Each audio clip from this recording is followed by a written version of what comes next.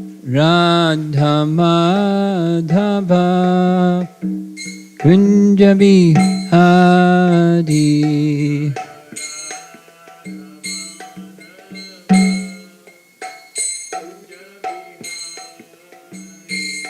Jaya Radha Madhava Kunja Bihari.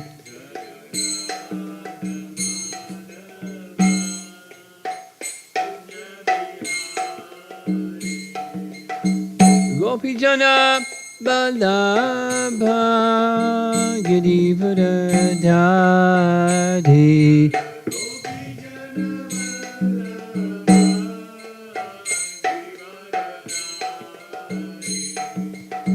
Gopijana Balabha Girivardhari.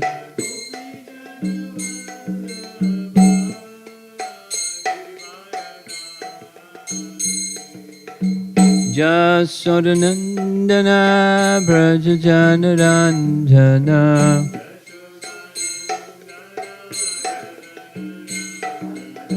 Jasodanandana Brajajanaranjana.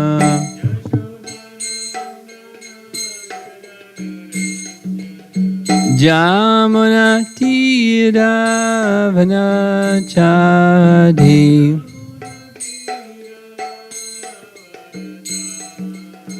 Jamuna Tiravana-chadi.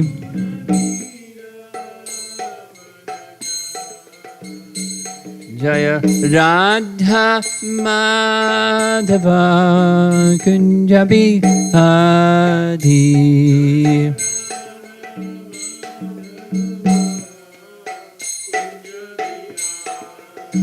Jaya Radha Madhava Kunja Bihari.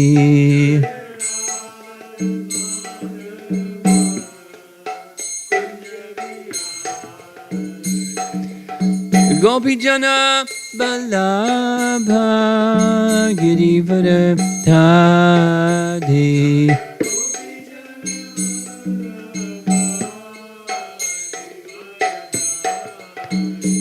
Gopijana Balabha Girivardhari.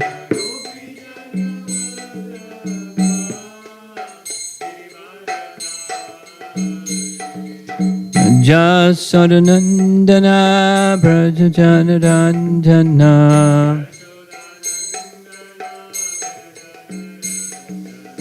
Jasodanandana Brajajanaranjana.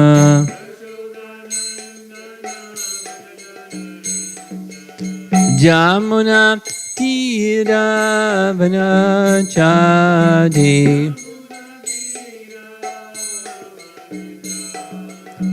Jamuna Tiravana-chadi.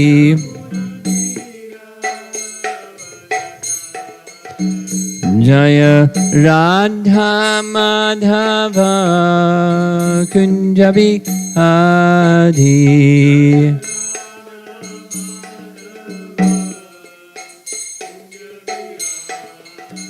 Jaya Radha Madhava Kunja Bihari.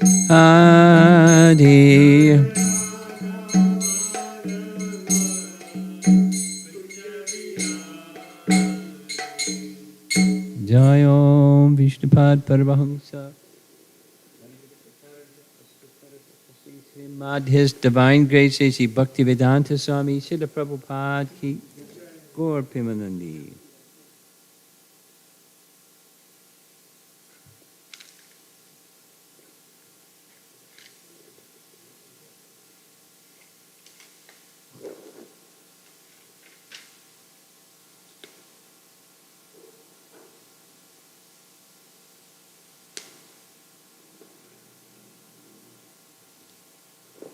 This is a very fascinating topic we're going to be hearing about.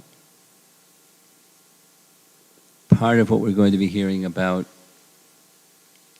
includes some understanding of who Nanda and Jasoda are. And there's two things that are particularly prominent in what we're going to be hearing. They're eternal associates. It's not a post, like Brahma is a post, or Indra is a post, or someone may achieve that status. It's not a post. They're eternal associates of Krishna. And the affection that they have for Krishna is eternal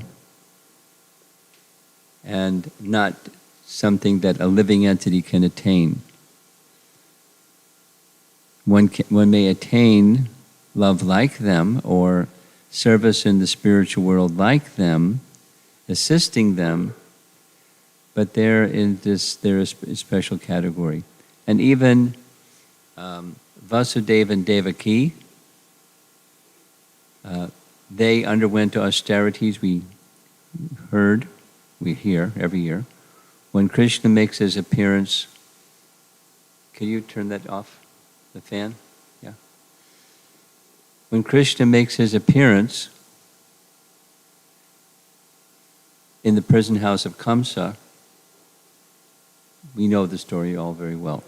Forearms, Vasudeva offers prayers, Devaki offers prayers, and in her mode of offering prayers, she makes it very clear. She understands who he is. She speaks glories of the Supreme Personality of Godhead, Bhagavan. And then he says, you pleased me very much by your prayers, and your previous 2 lifetimes ago, you were Suttapa and Prishni, you underwent long austerities, and you wished to have me as your son. So I became your son then, and then next, and then now. So, but I'm in this form, so you can see I'm not your son, I'm Vishnu. Here's my symbols.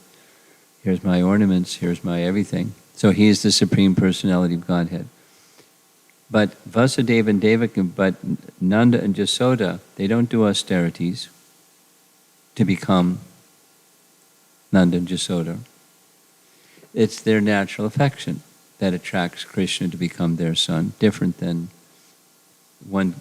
becoming Suttapa and Prishni as mother and father. It's an eternal position, Nitya Siddha. We had some discussion this morning, and I think that they're the two youth that were with us, one of them understood, the other one didn't. So at least had a little difficulty. Nitya Siddha is not an attainment, it's Nitya Siddha, it's eternally perfect.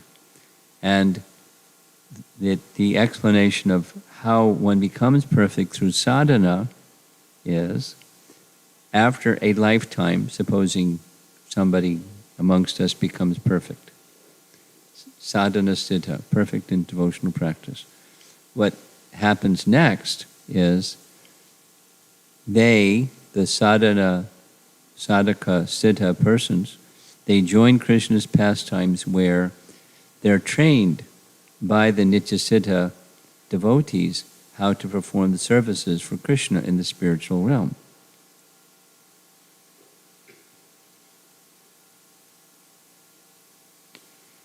There's always, learning lessons doesn't even end when you become a siddha. Perfect. We're then trained by the Nitya Siddhas, which is nice. And then that training is never ending. In other words, it's not like material, you get your degree and that's it. You're not still learning. Children, young, those of us in life that have higher education, it's just like you're a professional student for a whole long time. But then once you have your degree, then you go off and have a career, and you may learn some particular skills, but it's not the same intensity. But in the spiritual world, there's no, you graduate and that's it. The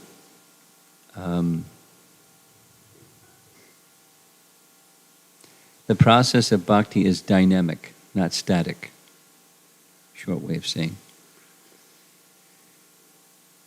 And it's nice. It's not static, it's dynamic. One of the teachings of Vrindavan, because we're reading sections from Vrindavan, we're learning a lot about Vrindavan. In order to achieve love like the resident of Vrindavan, doing devotional practices nicely is not sufficient to attain resident of Vrindavan.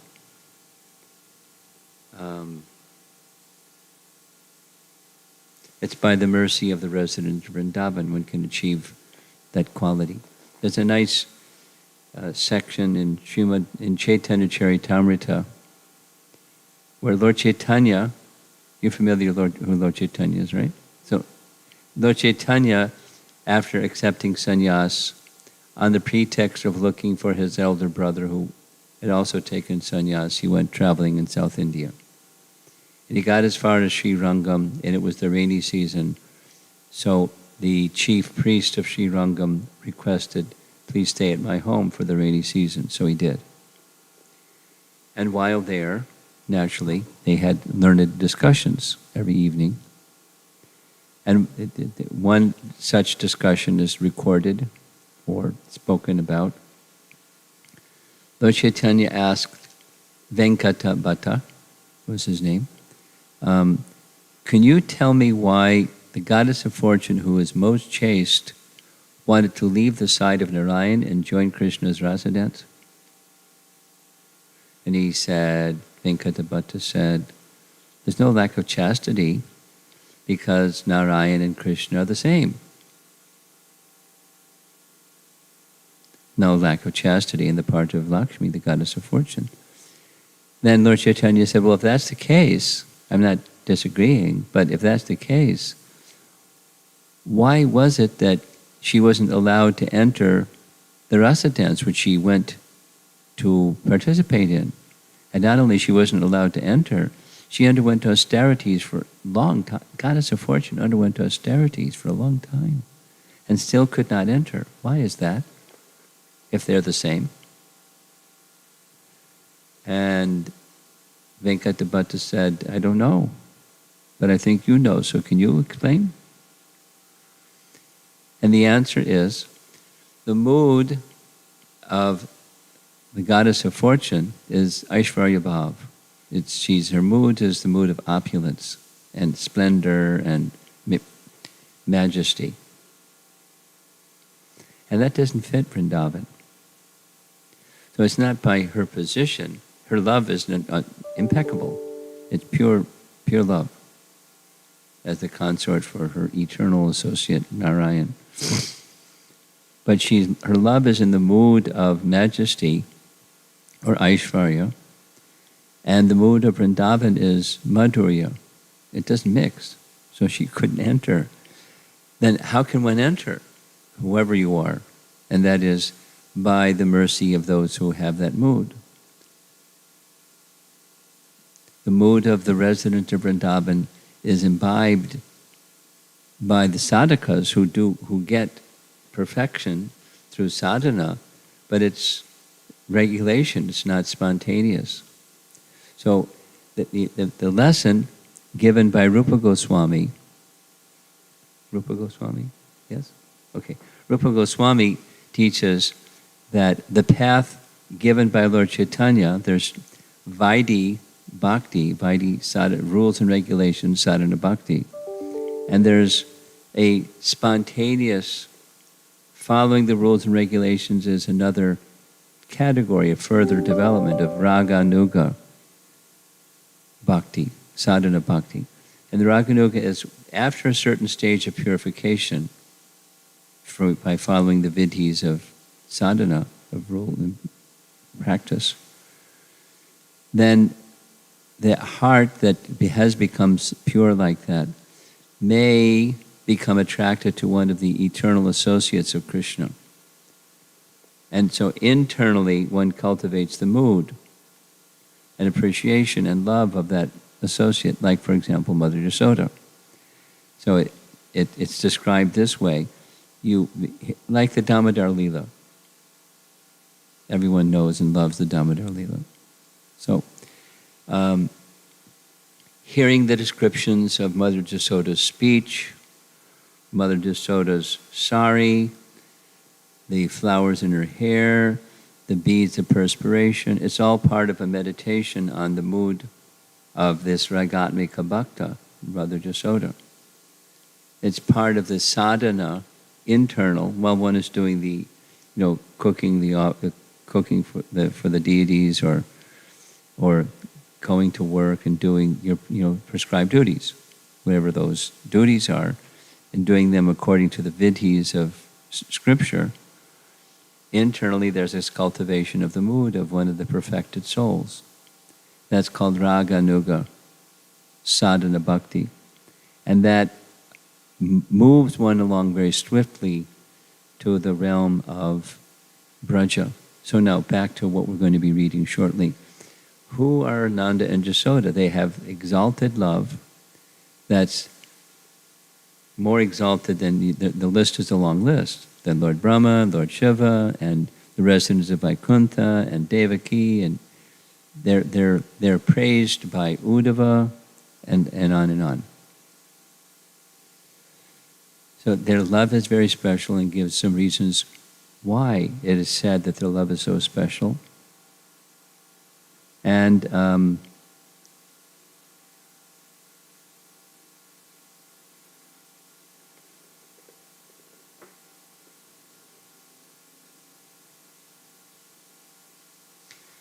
the pastime has to do with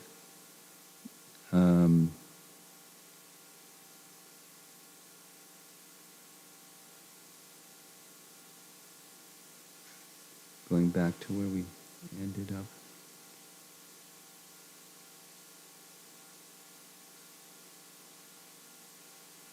There we go.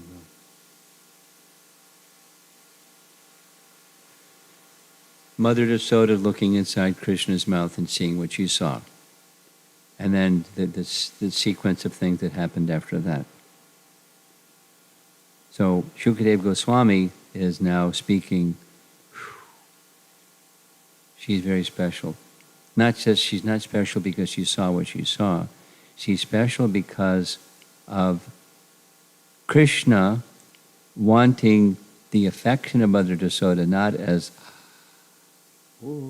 but as his mother, to cuddle him and embrace him and be his mother.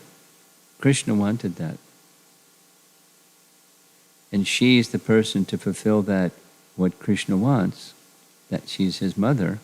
And so by his Yogamaya potency, she became overwhelmed with that and just completely forgot what she saw.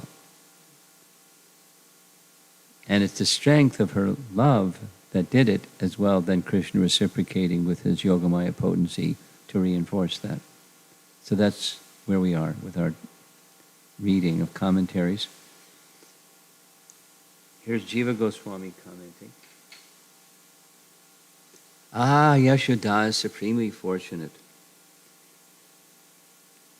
The verse says, the Lord is praised in 3 Vedas, Rig, Sama, Yajurveda, as the Antaryami, or the super soul, of karma. So there's the vast section of the Vedas deals with sacrifices, or karma kanda section of the Vedas, in order to achieve something. This sacrifice to achieve wealth, that sacrifice to achieve good health, that sacrifice to achieve this thing, that thing, the other thing.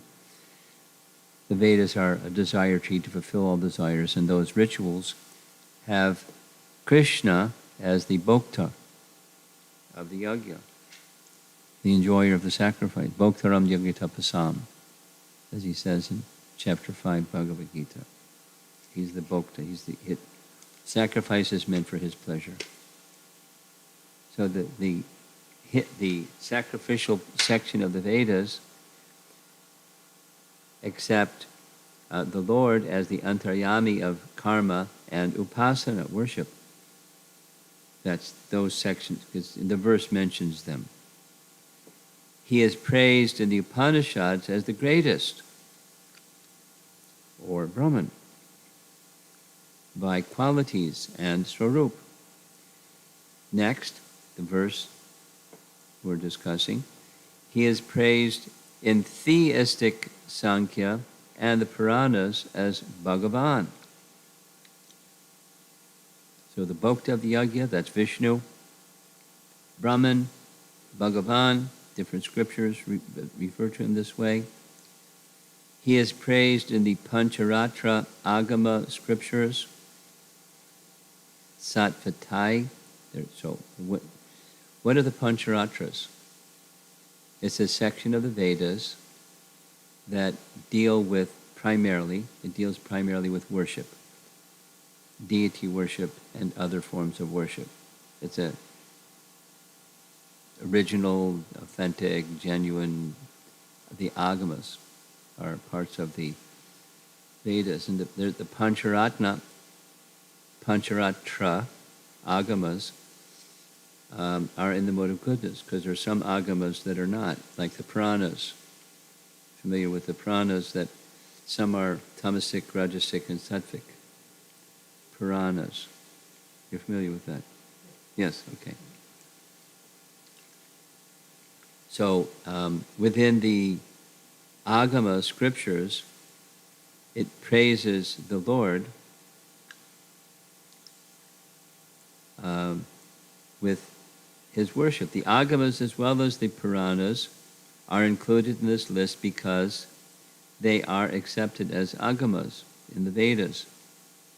The Lord is glorified to some little extent in these works, since the Lord is actually unlimited. Yashoda considered the Lord to be her son, meaning the verse that we were reading, she surpasses all of those. She's in another category. He's my son. Caring for him affectionately as a mother, this is greatly astonishing. The following should be considered. Her greatness was not because of seeing the universe. This vision, seeing the universe, is rejected in the second canto. So we're already in the 10th canto. But there's two references in Canto 2, Chapter 1. The whole section is the universal form. Well, going back to the last chapter of Canto 1, Shukadeva Goswami first appears.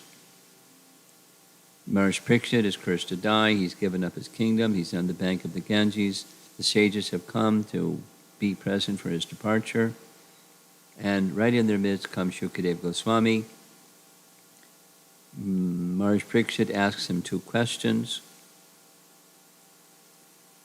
What is the duty of a man who's about to die? And what is that subject matter that one should hear, chant, and remember always? To answer those two questions, he speaks the first three chapters of Canto 2. It starts with universal form, then Paramatma, then pure devotional service in sequence. Moves from this to this. So the introduction, what should one do, is spiritualize your conception of everything by meditation on the Virat Rupa. Or the purpose of Virat Rupa meditation is to purify consciousness. It's to see all things in relation to the source. That's the purpose. So here's the statement. Quote, 2.2.14. As long as meditation on the Lord and the witness of all beings, superior even to Brahma, which has bhakti as an element, does not manifest, if you haven't come to Paramatma stage, one should remember the gross universal form after performing necessary rites of karma yoga.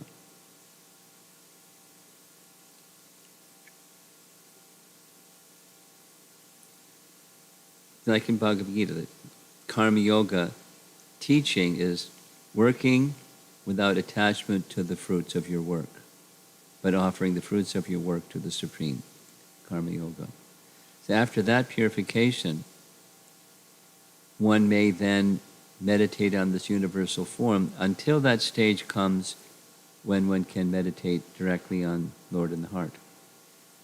It's a sequence. Then, in the previous chapter, 2.139, the yogi will worship the Lord in ocean of bliss, eternal in time and space, and nothing else, since other things will cause degradation. It is contemplation on sense objects.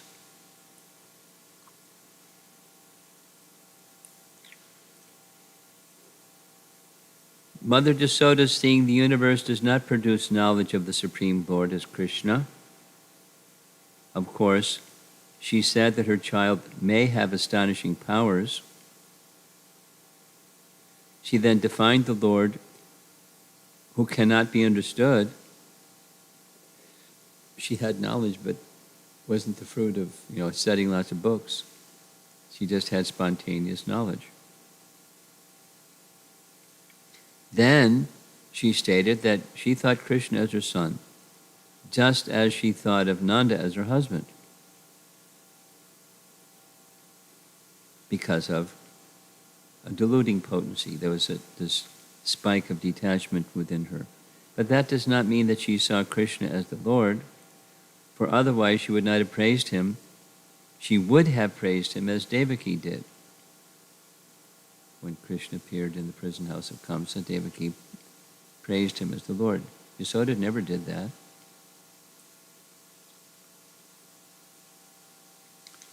The meaning of this episode is not that seeing Krishna as the Lord is superior to seeing him as her son, and that seeing her as a son, that's inferior. That's not the meaning, since the meaning cannot be found anywhere in these verses. This meaning would also not agree with later questions and answers in the text. Parikshit praises her for rejecting knowledge of Krishna as the Lord and instead worrying about his protection and feeding Krishna milk. Parikshit laments for Vasudeva and Devaki, who, though knowing Krishna as the Lord, did not have affection for seeing him as her son.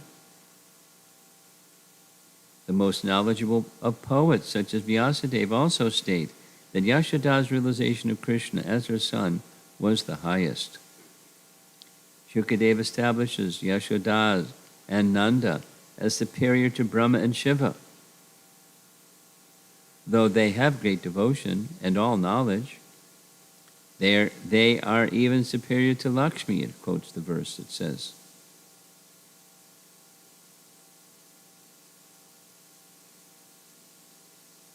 And then another, those ordinary people who worship Krishna as the son of Yashoda are superior to all the Gyanis.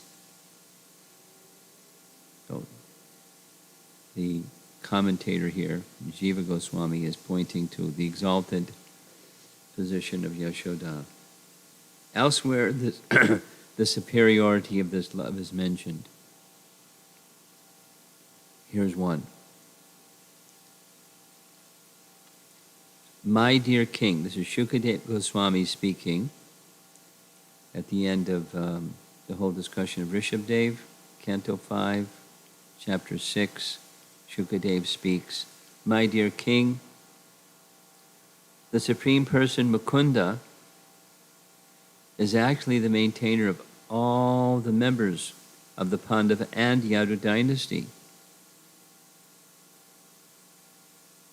Then there's another reference. This is just before the Brahma Vimohan Leela, where the coward boys were going out to take care of the calves before the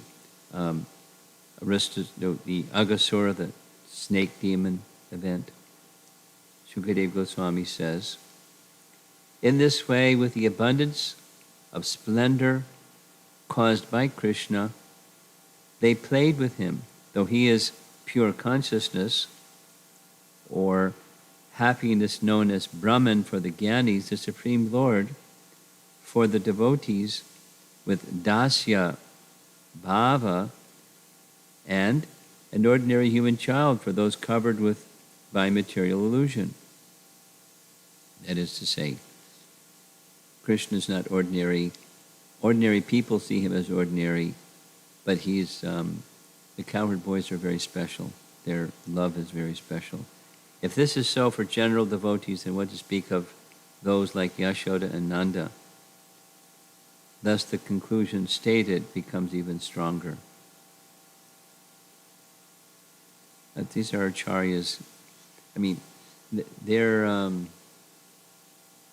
audience is very learned people, so they don't have to spell things out like Prabhupada would do. I was thinking to go back and take a look at how Prabhupada would explain these things for the modern audience. There's, a highly educated Sanskrit literate audience.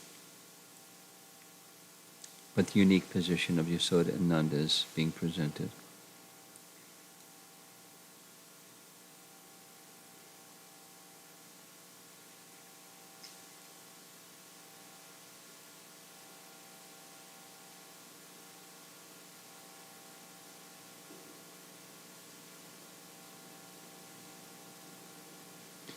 Here's something interesting. This is now Krishna Sandarbha of Jiva Goswami.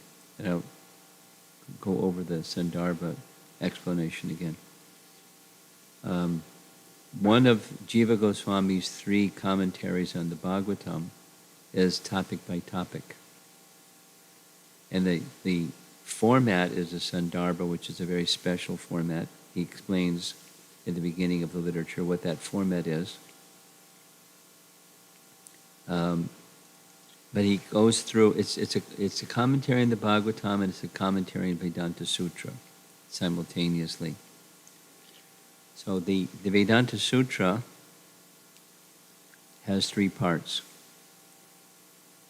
Knowledge of the source of all things and the relations of all things with that source. That's Sambandha-gyan, relationship, Sambandha-gyan. Acting within that relationship, what does that look like? Abhideya-gyan. And then the third is the mature fruit of acting in that relationship. What does that look like? Knowledge in relation to achieving the perfection of acting in one's relationship with the source. The largest portion of Vedanta Sutra is the first, Sambandha. Then the next section. So there's 4 parts to Vedanta Sutra. The first 2 parts, extensive, are Sambandha. Then the next is part 3, which is Abhideya, and then the final part is Prayojana, the fruit, the end result of acting. The Bhagavatam has similar parts, and the Jiva Goswami has written commentary following that same structure. Sambandha has the source of evidence, the means of knowing something is called pramana. So there's a pramana kanda section, how to know truth. Then there's knowledge of Paramatma, Bhagavan, and Krishna. Before even speaking about Krishna, he speaks about the principle of Bhagavan. And before speaking about Bhagavan, the principle of Paramatma, because Paramatma deals with Prakriti. Bhagavan has an expansion as the Purusha avatars that oversee Prakriti, or Paramatma Sandarbha. And then the final, in that Sambandha section, is Krishna is the source of everything. So this is taken from Krishna Sandarbha. And to understand Krishna, we need to understand about how Krishna has a mother and father. If he's the source of everything, how does he have a mother and father?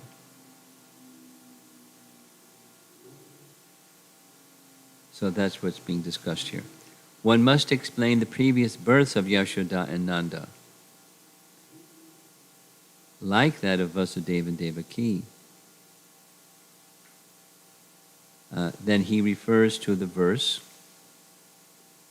that we're looking at. That's the glories of the Supreme Lord are studied through the three Vedas, the Upanishads, the literature of Sankhya Yoga, and other Vaishnava literature.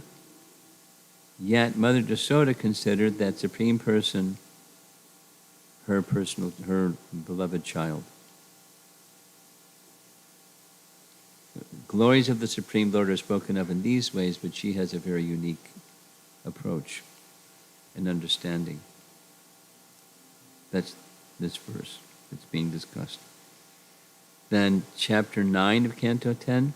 Neither Brahma nor Shiva nor even the goddess of fortune, who is always the better half of the Supreme Lord, can obtain from the Supreme Lord, the deliverer of this material world, such mercy as received by Mother Yashoda.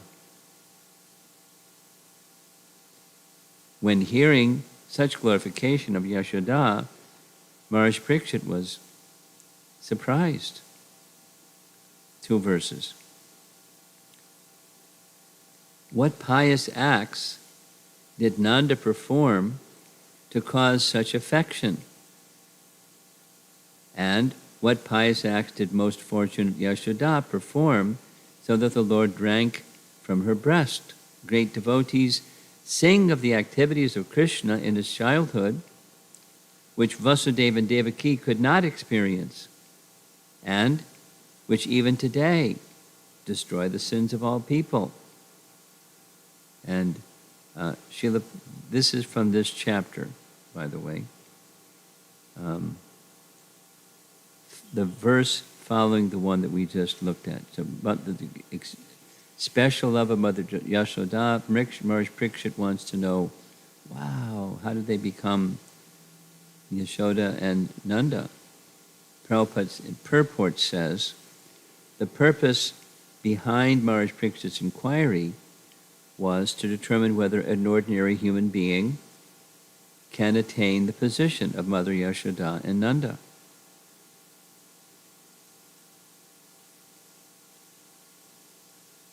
Then, the answer. To follow the orders of Brahma, Drona, the best of the Vasus, along with his wife Dara, spoke to Brahma in this way. This is the reply. So, the order of Brahma was that they should protect cows. Drona then speaks. Being born on earth, may we too develop prema bhakti to the attractive Lord, engaged in sweet pastimes, though he is the Lord of the universe. By this bhakti, others in this world will easily cross material existence. Now that's Vishwanath Chakravarti's translation. Here's Prabhupada's translation and purport. Drona and Dara said, please permit us to be born on the planet Earth, so that after our appearance, the Supreme Lord, the Personality of Godhead, the Supreme Controller and Master of all planets, will appear and spread devotional service, the ultimate goal of life, so that those born in this material world may very easily be delivered from the miserable condition of materialistic life by accepting this devotional service. And Prabhupada's purport reads, this statement by Drona clearly indicates that Drona and Dara are the eternal father and mother of Krishna. Whether there is a necessity of Krishna, whenever there is a necessity of Krishna's appearance, Drona and Dara appear first, and then Krishna appears. Before Krishna's appearance, Drona and Dara appear in order to become his father and mother.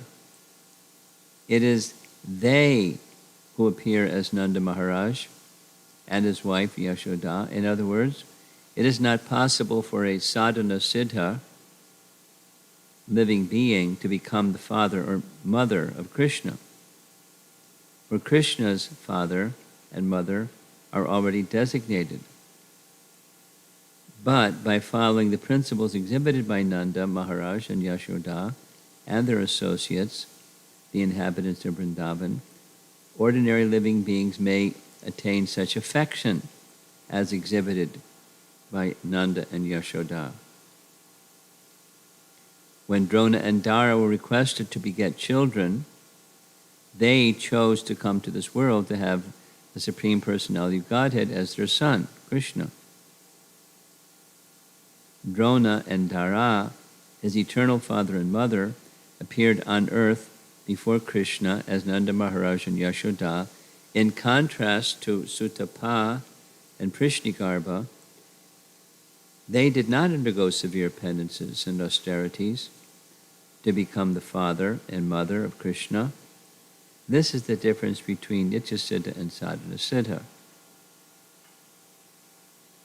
Now, on the platform of perfection, Siddha is Siddha. They don't have like, I'm a card-carrying Nityasiddha and I'm a Sadhana Siddha. They don't make that distinction. But for our purposes, there is a distinction. We'll go back over this again. When Brahma said, "Yes, let it be so," the most fortunate Drona appeared in Vraja as famous Nanda Maharaj, and his wife Dara appeared as Mother Yashoda. Next text. These are verses of this chapter 8. Thereafter, O best of the Bharatas, Maharaj Parikshit, the bhakti of Nanda, Yashoda, and all the cowherd men and women remained in its highest form, directed towards Krishna, who had become their son, who was longed for but not attained by others. Commentary reads, Putri Bhute means, quote, he who did not become the son of anyone else but became their son. This is because of the rule that a special manifestation arises from special bhakti. Because of a special prema in vatsalya, parental affection, he became their son rather than appearing in his own body without a father and mother as Nrsimha from a pillar in Hiranyakashipu's hall, or as Varaha appearing from Brahma's nostril. Nor did he simply enter the womb as he did to protect Parikshit, since Uttara is never considered Krishna's mother, though he was in her womb. Such prema is pure and profuse in Nanda and Yashoda alone. Thus, without entering their womb, he is still their son. Then it quotes a verse from the time of Krishna's appearance. Nanda, when his son was born, became jubilant. Mangalo Nanda Gopatanaya. The son of Nanda is auspicious. He is never the son of a pillar.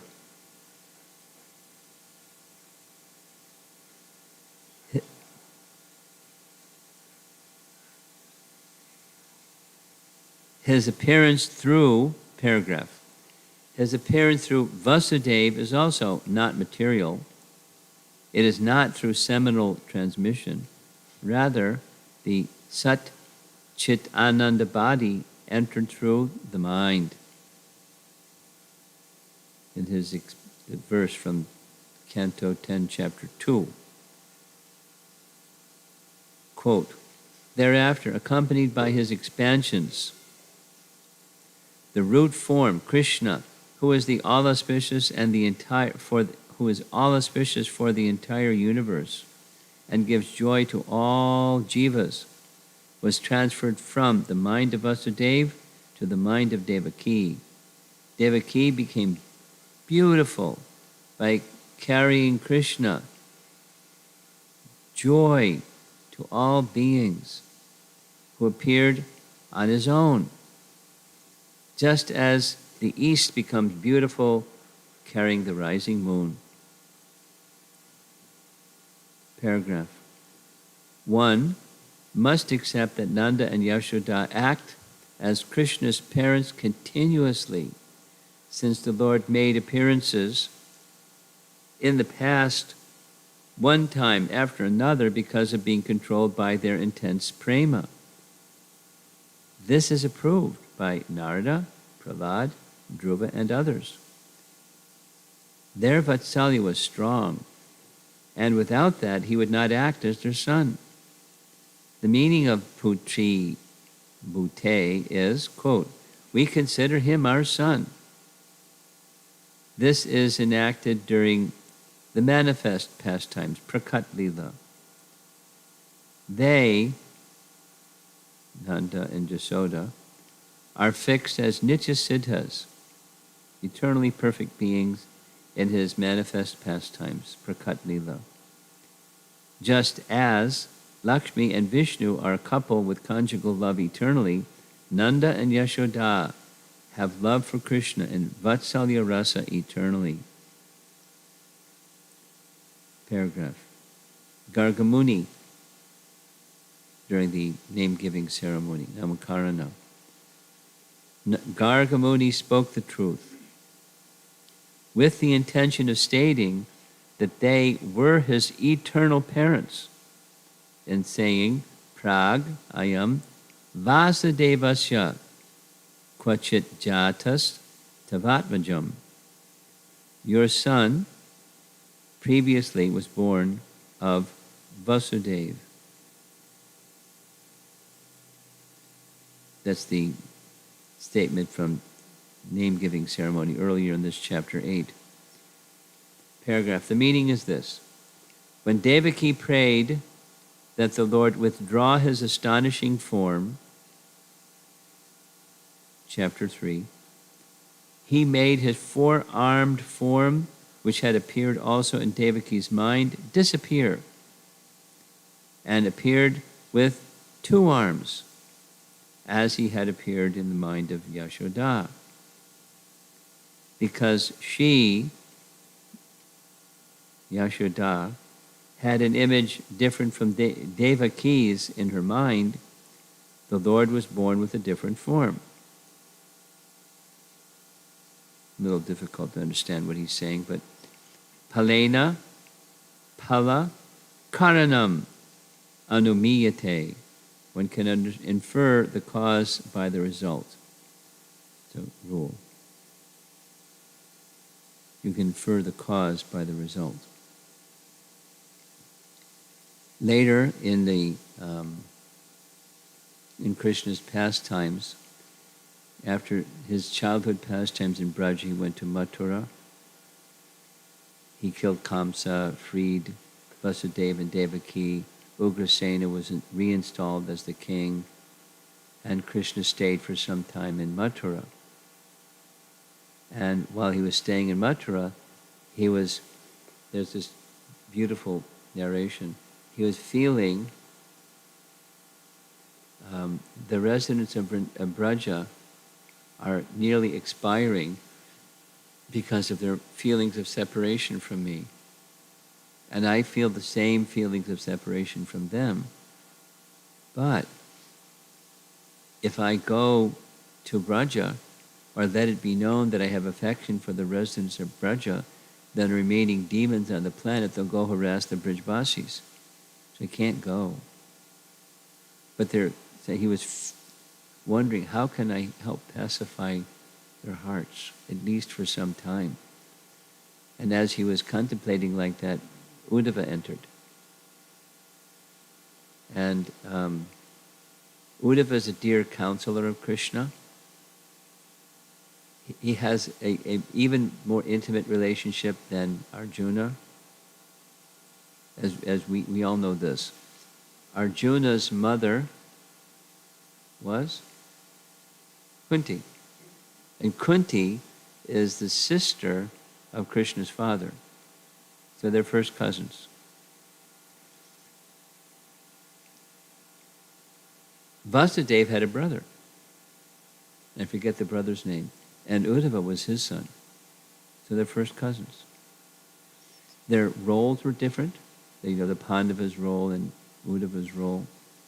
Uddhava was more like a minister, like Vasudeva was of that type of royal family member, not the fighting like Arjuna was. So he would counsel Krishna regularly. So Krishna said, you take this message to the residents of Vrindavan, specifically to the gopis. But when he went to Vrindavan, Uddhava went to Vrindavan, there was another purpose. Krishna wanted to show Uddhava the quality of love of the residents of Vrindavan is so exalted, you won't be able to understand it. He wanted him to see it, not just hear about it. So when he went, Uddhava went first to see Nanda and Yasoda, pay his respects to the king and the queen. And when he went, he was of the mood or the disposition that Krishna is the Supreme Personality of Godhead. And Nanda couldn't think that way. He heard from Uddhava, but he can only think he's my son. The exaltedness of his love was such like that. Whatever Uddhava would say, it would just bounce. He's my son. And Uddhava is very respected, but Nanda couldn't hear it. So here's the discussion. Uddhava speaks to Nanda and Yashoda, quote, this is chapter 46. The Supreme Lord is certainly not your son alone. Rather, since he is the Atma of all beings and the Lord, he is the son, father, and mother of all. Commentary says, the external meaning, which was to pacify them by a manifestation of neutrality through knowledge, the external meaning carries another real meaning. What's that? The Lord, who is devoid of being dear and not dear, devoid of mother and father, becoming a special form as Krishna, is the son of you too, and of no one else, because of your affection for him. He's come as your son. You're so fortunate.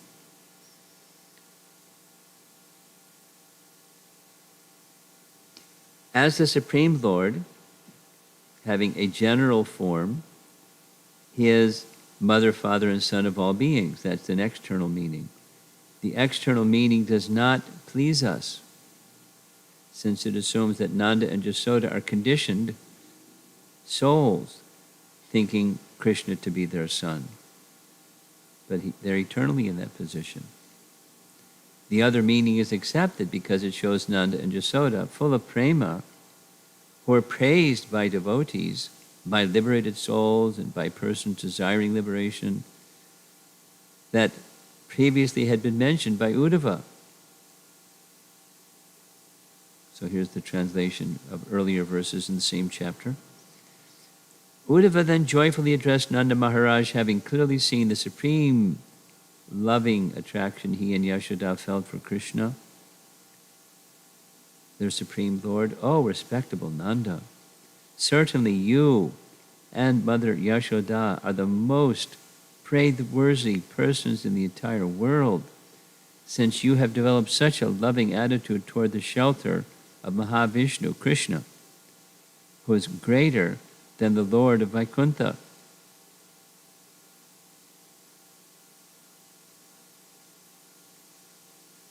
In an earlier chapter, Krishna and Balaram had told Nanda, this is when they're going back, this is after Kamsa is killed, and because Nanda went there for that festival, called the Bow Festival. So Nanda saw Krishna kill Kamsa, and and all of that. So now Krishna is requesting his father to return to Braja. Chapter 45. They are the real father and mother who care for, as they would their own sons, children abandoned by relatives unable to maintain and protect them. So he's speaking as if he's the foster child of Nanda and Yashoda, the son of Vasudeva and Devaki. And just as Krishna was the 8th child of Devaki, Balaram was the 7th child of Devaki. Yes? Transferred to the womb of Rohini. They then said to Nanda, quote, "Now you should all return to Braja, dear father.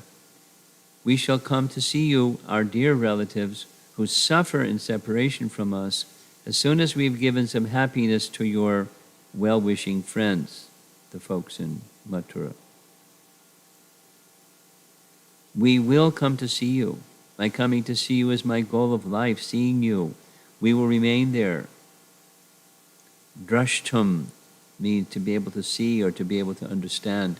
The reason is that you are our relatives. Thus, Krishna is mainly the child of Nanda and Yashoda. Now we will return to the subject. This is commentary.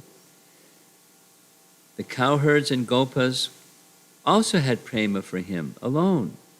For it is said, in this same chapter we're reading from, quote, "Thereafter, O best of the Bharatas, the bhakti of Nanda, Yashoda, and all the cowherd men and women remained in its highest form, directed toward Krishna, who had become their son, who is longed for but not attained by others." That is to say, the other cowherd men and women, they also had children, but they had affection for Krishna more than affection for their own children, which doesn't happen in material life. You may have affection for other children besides your own, but it's not the same.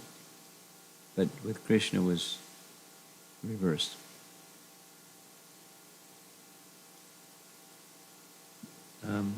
Just 2 more paragraphs. Thus, the Supreme Lord, Krishna, along with Balaram, lived in Vrindavan just to substantiate the benediction of Brahma and give pleasure to Nanda, Yashoda, and the cowherd men and women through the pastimes dependent upon their bhakti. Commentary. He showed affection to all of them by special pastimes under control of their bhakti meant for his special devotees in order to show that Brahma's great blessings would not be made untrue. Living in Braja, to show love to them through his pastimes, he made Brahma's order come true, and in respecting the order, he produced unflinching faith in all. Shukadev speaks the verse. Now, what Brahma said, what's referenced here is in, it comes later, the Brahma Vimohan Lila, where Brahma speaks about the very special love of the residents of Vrindavan. There's a verse where he says, how are you going to reciprocate with the love of these residents of Vrindavan? Just with Putana, because she dressed like a devotee. You gave her an eternal post of an associate of Mother Yasoda in the spiritual world. Now how you can reciprocate with these Vrijvasis who have given everything, their lives, their wealth, their cows, their hearts, everything is simply dedicated to you. How are you going to reciprocate with them? Other than just give yourself to them. So Krishna has given himself to the residents of Vrindavan. So how is it that he can stand their separation? The explanation is given. He didn't go back to Braja by his manifest pastimes, so he remained with them in his unmanifest pastimes. Aprakat Leela, unmanifest pastimes. He entered in their hearts and he was always present with them. It's said that when Dhruva Maharaj was doing his meditation on Lord Vishnu, according to Narada's teachings to him, he saw the Supreme Lord within his heart. And his whole body was in ecstasy, seeing that form of the Lord in his heart. But suddenly his meditation broke. And then he saw the Lord before him. Same one that he was seeing within his heart. But it's said about the residents of Braja, their love is so strong that in their intensity of feelings of separation from Krishna, their spiritual vision permits them to see him. It's like a big mystery.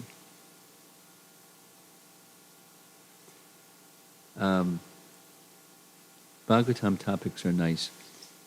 Earlier today, in 3 o'clock our time, it was 6 o'clock Boston time.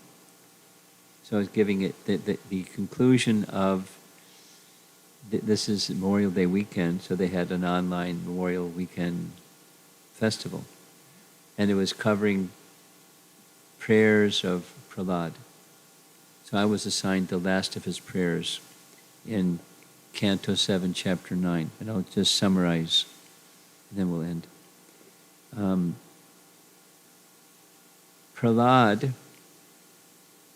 says in the next chapter to Lord Nrsingadev, because of persons of this world being so much distressed by trying to find happiness through fruitive activities, you've sent me here to this world to teach the way of pure devotional service. So he understands himself in that way. He's a messenger from Vishnu to teach the way of pure devotional service.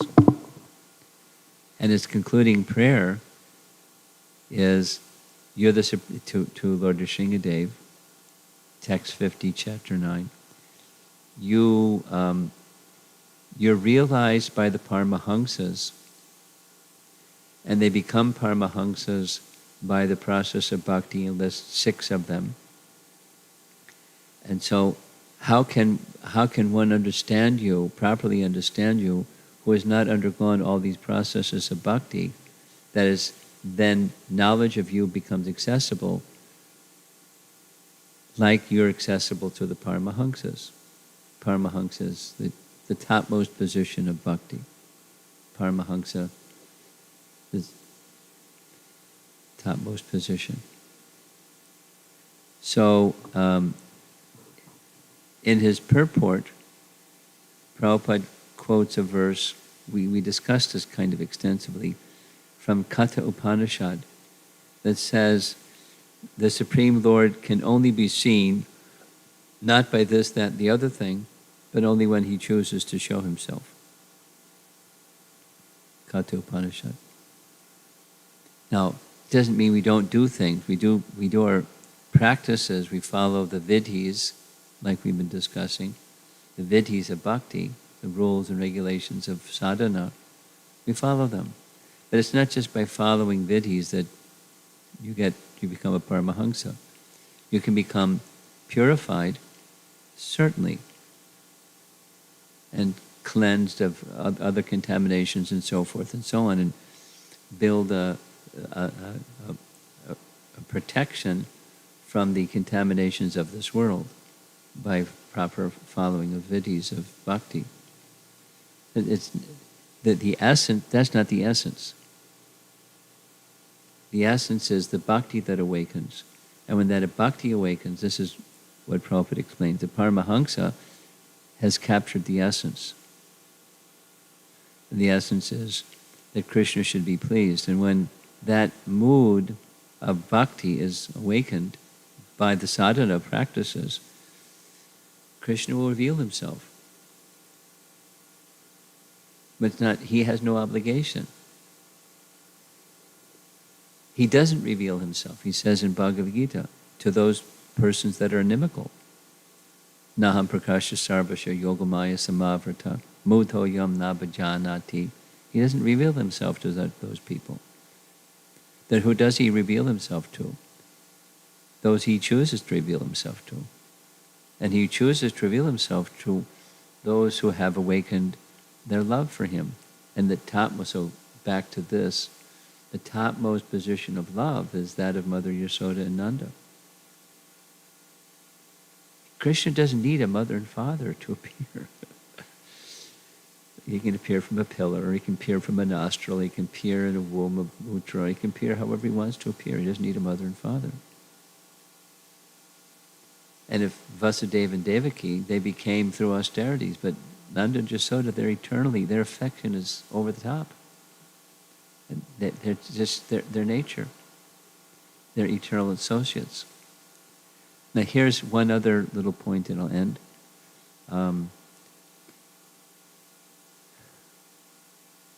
The question that Maharaj Parikshit was pursuing is going to come up in this chapter. Can a living entity take that position of Nanda Yasoda? The answer is no. Because living entities are jiva, and they're in the category of Shakti, Tattva. Vishnu Tattva, the Supreme Lord Vishnu. Living entities are Jiva Tattva. Shakti Tattva is another category. And Vasudeva and Devaki, Nanda and Yasoda are in that category. They're eternally that position, this Drona and Dara coming to become Mother Yasoda and Nanda Maharaj. What's described is it's a partial expansion of them. It's quite different than Bhishma Dev, who was also a Vasu. But he did a bad thing, so he was then cursed to leave that position of being a Vasu for some time, came as Bhishma Dev. Drona and Dara in the same category, exalted amongst the Vasus, but their partial expansion came and entered into the body of Nanda and Yasoda. And when Krishna concluded his pastimes, we've been hearing about this, it's described in Padma Purana, that after Krishna killed Shishupal, then next came Dantavakra. And Dantavakra was killed in a village, Jiva Goswami details this, just outside of Mathura there's a small village that bears the name much like Dantavakra. It's where he was killed. So the gate leading into Mathura is where this event took place. And then Krishna accepted the attire of a resident of Vrindavan, a cowherd village boy attire instead of his regal attire, and stayed there for 2 months in Braja. And his plan was to withdraw the manifest pastimes, having the partial expansions go back to the Deva realm, and the eternal associates entering into his unmanifest pastimes. So before then he returned to Dwarka and he finished his pastimes.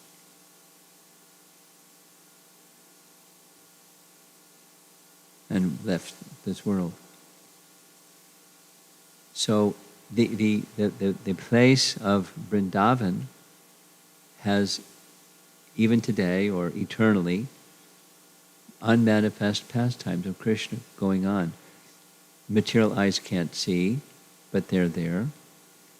And he's in the hearts of the eternal associates that are existing and having their pastimes with Krishna. Now this is like a mystical sounding thing, but it's our acharyas describe it over and over again with different references to make it very clear. Krishna's pastimes are eternal, and the associates of Krishna are eternal associates, and they have spiritual forms. And sometimes those pastimes become manifest and sometimes not manifest. It's likened to the sun rising in the morning and setting in the evening. when the sun sets in the evening, it's not that the sun went out of existence. We just can't see it. It's there, but for our eyes, we can't see it.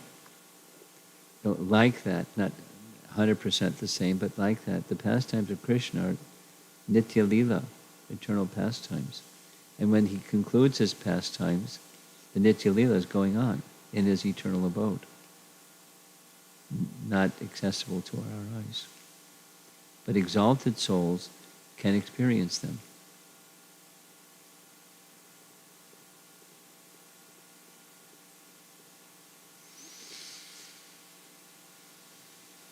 And largely it's through sound, or the doorway, the dwaram. It's through sound, because that sound is not different than Krishna's form and Krishna's pastimes and everything. So through sound one can enter.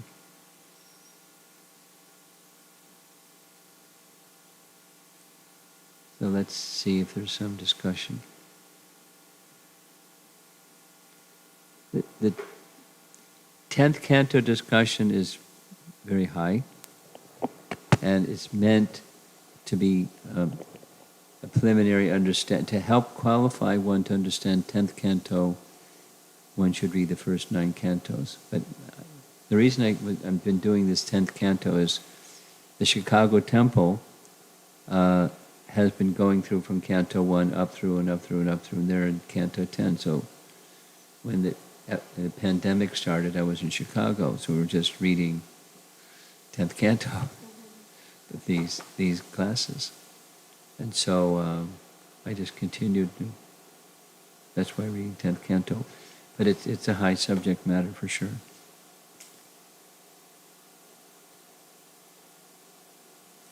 Let's see if there's discussion. We have a little... Anyone care to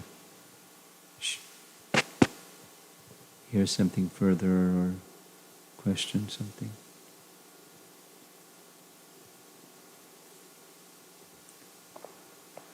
Maharaj, I have one question. Yeah. So, towards the end, you talked about Krishna reciprocating or revealing himself to devotees and not to other people. So, can we call then Krishna as like partial?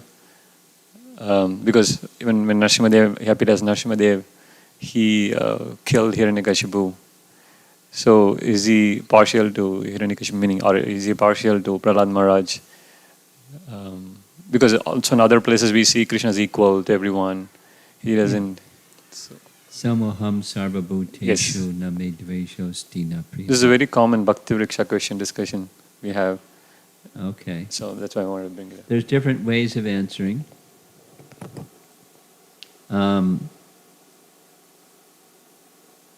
Here's 2 ways. There's more than 2 ways. One way is, in his Paramatma feature, he's equal. In his Bhagavan feature, he reciprocates with the regard for him.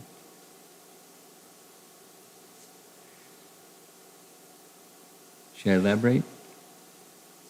You understand? Can you repeat once? Yeah, sure. Bhagavan, the feature of Bhagavan is the personal form. And in his personal form, if some regards him as the Supreme Person, he reciprocates. Or let's say it this way. In the Bhagavan feature, so there's Kamsa. And Kamsa is seeing, I heard this voice from the sky saying the 8th child of Devaki will kill me, so I am feeling fear. So you're my enemy. You're going to kill me, so I want to kill you. So Krishna goes, oh, you would like to see me as your enemy? Okay. Oh, you'd like to see me as your friend? Okay. Oh, you'd like to see me as your son? Okay. You'd like to see me as your beloved? Okay.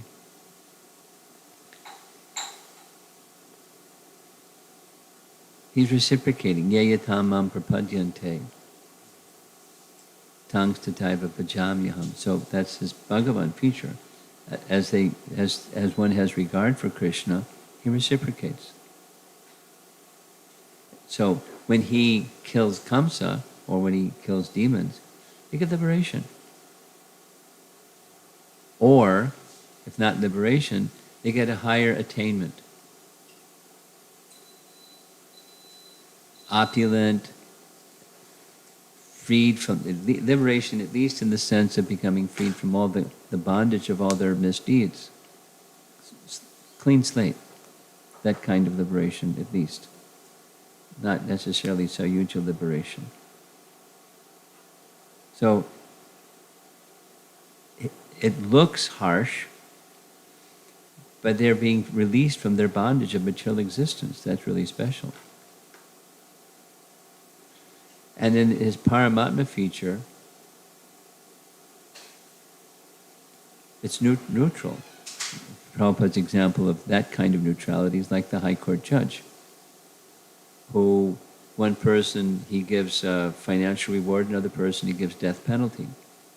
You're not like friendly towards one and unfriendly towards the other. It's under just law. The law of karma is being determining. We're making free will choices and we're responsible for our choices, and Paramatma oversees the consequences of those choices. Guna and karma. That's the Paramatma feature. And one he's giving special positions to and special powers to, etc. Like, helping the demigods when there's battles with the demons. Looks like it's partial. But it's, the demons have a regard and Krishna is reciprocating with their regard.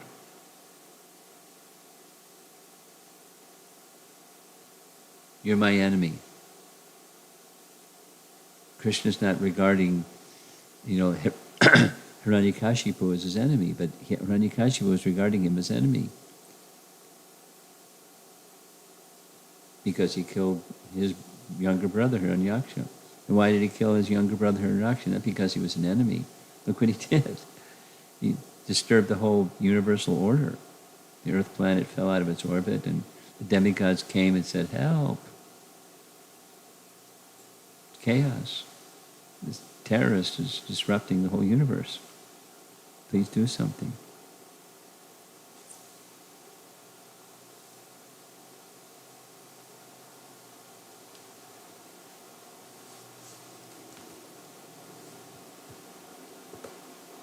So he gives his protection. That's not, giving protection is not, let's say, your parents. So you give protection to your children because of natural affection for your children, and it's your duty to do so. Not like, oh, you're partial to your children because you protect them. It's just part of the living entities that have the regard for Krishna, like a child does for a parent. You're my place of shelter. They give their protection. He gives his protection. And those that don't want his protection, he doesn't interfere. They want to be his enemy, okay.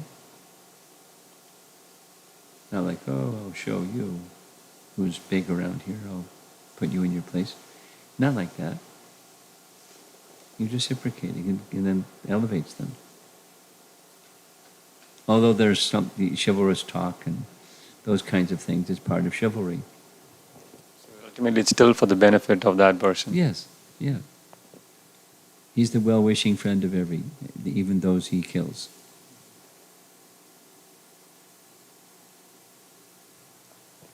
There is one online question. Okay.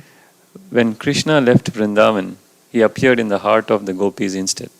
What was the reason of their lamentation of separation from Krishna, if they were connected with Krishna in their heart?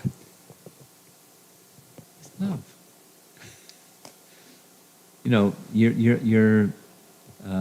Your wife is off in India.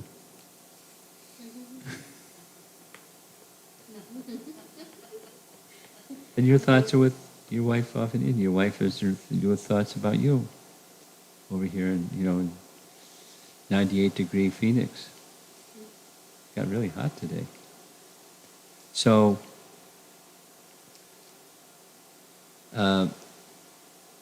if she's in your heart, what's the big deal? Come back whenever you can, it's okay. Natural. It's part of the affection of love.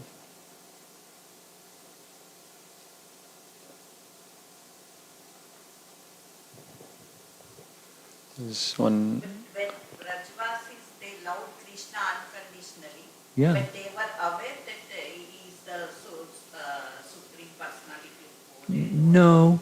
Their love was such. The language is their love was so strong it eclipsed that reality that he is the source of everything.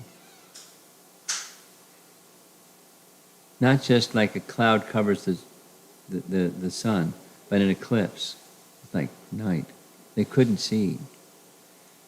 He showed, and they still couldn't see. Lifting Govardhan Hill, for example. It's not, just a powerful little 7-year-old boy can lift a hill. So what's going on? So he showed his divinity, but they their love was different. Too much love. Too much love. And that's the nature of all the Brijbasis in their different rasas, not just gopis. Mother and father and friends. Yay! Krishna just killed the demon. Let's go have lunch.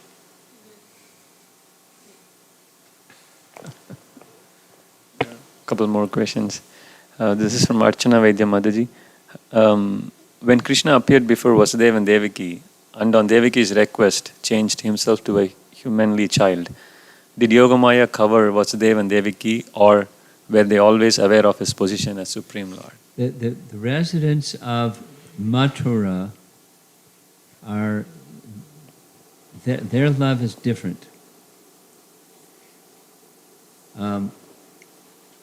Yes, they were covered by Yogamaya. Yogamaya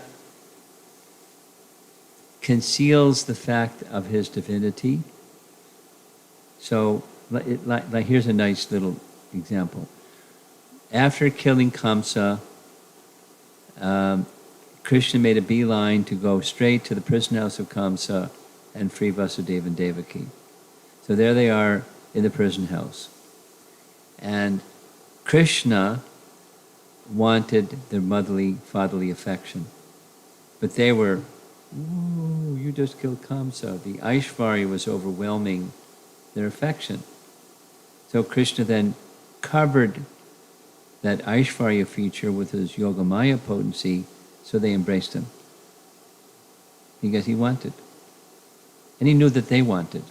But, the Aishvarya was in conflict with the affection. But Devaki, interestingly, just, responsive to the question, she's seeing this forearm form. She's saying her prayers that indicate she knows what she's seeing.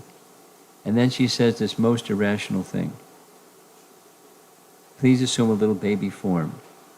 Because when Kamsa comes to know you've appeared, he'll come and try to kill you. But he's the Supreme Lord, so, forget Kamsa. He's caked. Just dismiss that Kamsa guy. He's nothing. But she prayed like that. Because of that's the Yogamaya feature. And these potencies of Krishna are acting with, specific to the question, Yasoda and Devaki and everyone, in different ways. His potencies move, and they're feeling this. His potencies are withdrawn and another potency extended, and they're feeling that. Because they're in Krishna's hand. They've given everything to Krishna. But they have a particular mood. Vasudeva and Devaki's mood is not as strong as Yashoda and Nanda. So when they show to Yashoda, the universe within his mouth, she gets over it real fast. Because of the Yogamaya potency. And that's what we're reading. That's the section that we're reading. So, back to the question, Yogamaya to some degree covers Devaki by her asking, show this childlike form. But at the same time, there's this prayer part where she recognizes, unlike what Mother Jasoda recognizes. So the Aishvarya is much stronger for those two. But still some Yogamaya, lesser degree. Okay. So there's another question. If Krishna left for Mathura, then why did he not come back? Well, I'll send you a file that says why Krishna didn't come back. There's different reasons. I gave one already. If he went back, then the demons remaining on earth would know Krishna has affection for the demons, for the Vrajvasis, and they would come to harass them. For sure. So he didn't go back. There's others. I'll send her the file. Okay. This is not from Mataji, this is from HareKrishna Shukla. Okay. So this last question from Vidya Saran Potinedi. I'll send it to you. You can send it to whoever's asking that question. Okay. So last question is, in extension with reciprocation, for practicing devotee, what is recommended? Whether to cultivate to be eternal servant or a friend of Krishna? Well, what we should do is just try to be humble devotees. That's what we do. Like, humble in a spiritual sense, not in the material sense. Humble in a spiritual sense means I'm very tiny, fragmental spark, part and parcel of Krishna. That's who I am. In relation to Krishna, who is infinite, I'm meant for his service. I'm his part and parcel. Let me simply serve him as an instrument of whatever it is that he wants. Let's just try for that. And these other topics can just put them on hold, put them in a parking lot for now, because later when we're more qualified, we can contemplate how to apply ourselves to those things. For now, just become a humble devotee. Try to serve Krishna's interests as best you can.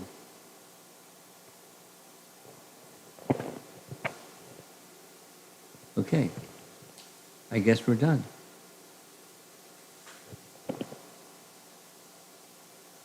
Hare Krishna. Your children are happy somewhere doing something? Okay. Thank you very much. Prabhupada ki